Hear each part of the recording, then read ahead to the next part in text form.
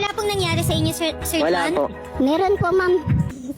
Pero anong ginawa mo sa akin? Lahat ng anong ginawa ko sa'yo. Pag-usapan Pero naman wala, ng maayos. wala kang narinig sa akin, panulo ko. Nung una pa lang po, Nanay Griselda, nanay lang ho talaga turing ko sa inyo. Kaya nga sir, kung nanay nga lang turing mo sa kanya, hindi ka magsisiping sa kanya for 9 days. Ikaw na mismo nagsabi, magkasiping kayo, matulog kayo sa gabi for 9 days. Siya po ay nagsanla ng mga alahas at ang pinaka-worst idol, Rafi, yung bahay po nila na isanla po. Para lang po dito kay John Russell. Kasi ang sinasabi po ni John Russell, aalis nga daw po pa ibang bansa. Okay, so hindi pa nakaalis. Okay, at ngayon, itong si Ma'am Crescencia, nakapagsanla na ng mga ari-arian at naibigay dito kay Russell, nang sabi ni Russell gagamitin para pag-abroad. hindi Opo, pa tama pag-abroad. po, Okay. idol. At ngayon, ito naman si Russell ay dinideny niya na meron silang relasyon ni Ma'am Opo. Crescencia o hindi sila magkakilala, yung bang gusto niyang palabasin. Opo, actually, Idol Rafi, ang tawag nga po ni John Russell sa kanya kahapon is nanay. Naisanla niyo po yung bahay ninyo. Magkano po yung pagkasanla niyo? Sinanla ko lang po ng 40,000 nun. Saan bahay po ito, ma'am? Sa Marikina po, sir. At lahat po ng perang yan na napagsanlaan ay ibinigay niyo po kay Russell. Nagastos na namin nung pumunta po siya ng Maynila na birthday ho niya kasi noon, sir. Naghingi po ng regalo, cellphone po ang hiningi sa akin ng birthday niya. Idol Rafi, napakarami po ng resibo po ni nanay dito. At sa inyo mga pinapadala po is 1,000, 4,000. Okay. So, magpapadali tayo. So meron mga ebidensya dyan si nanay na nagpapadala siya doon kay Russell. Ano ba to? Through, bank to bank? O yung Pera padala, Idol Rafi. At pangalan talaga mismo ni Russell? Opo. Ni John Russell.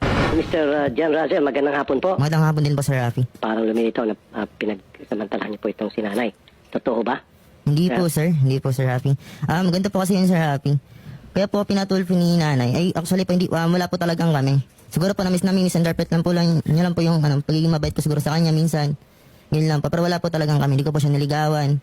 Ayun po. Kasi Hindi yung mo siniligawan at wala talaga kayo. wala po Okay, talaga. kung wala Sir po Rafi. talaga kayo, sir, bakit kayo nag-upa ng bahay?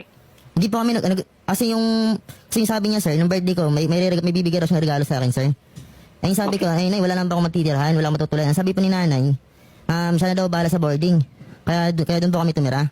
Kaya nga po, pinagsasamantalahan niyo siya. Ngayon, sir, kung talagang wala kayong relasyon o wala ka talagang balak na lokohin siya, perahan siya, sana po, sir, hindi niyo po tinanggap yung mga padala.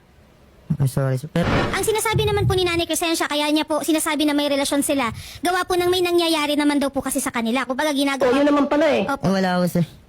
I-deny mo Wala po yun, nay.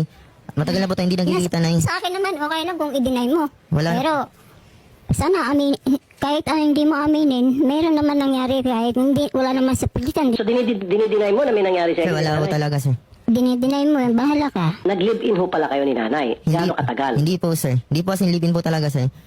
Okay, kasi hindi live-in. Pero, nagsama kayo sa isang bubong for several days.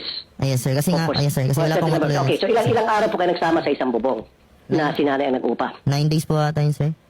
9 days. Yes, sir. So, sa loob ng 9 days, magkasama kayo sa isang bubong at magkasama kayo sa kama. Tama? Yes, sir.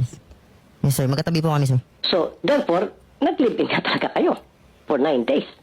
At magkasiping kayo sa kama. Dahil kung talagang walang kayong relasyon, walang kaano-ano at dinideny mo na nothing happened to you, in the first place, hindi ka sana sumama kinanay sa isang bubong, lalo't pa for 9 days, magkatabi kayo sa kama at magkatabi kayo matulog sa gabi.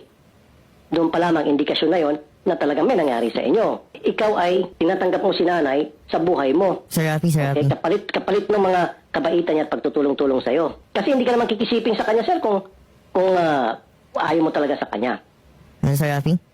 Nanay lang po talaga turing ko po sa kanya. Yun po yung sabi ko sa kanya nung una pa lang po. Nanay Griselda, nanay lang ho talaga turing ko sa inyo. Kaya nga, sir, kung nanay nga lang turing mo sa kanya, hindi ka magsisiping sa kanya for 9 days. Ikaw na mismo nagsabi, magkasiping kayo, matulog kayo sa gabi for 9 days. Magkasama, di ba? Hindi naman ako maniniwala, sir, na wala nangyari sa inyo doon. Wala po talaga, Sa loob ng 9 days na yun. Sir, sabihin niyo po sa pagong yun. Huwag po sa akin. Hindi ako maniniwala. Kasi kung walang nangyari sa inyo, di in-stop na sana na pagbibigay. The fact na continue siya pagbigay ng pagbigay kasi may nangyari sa kanya, nag-deliver ka.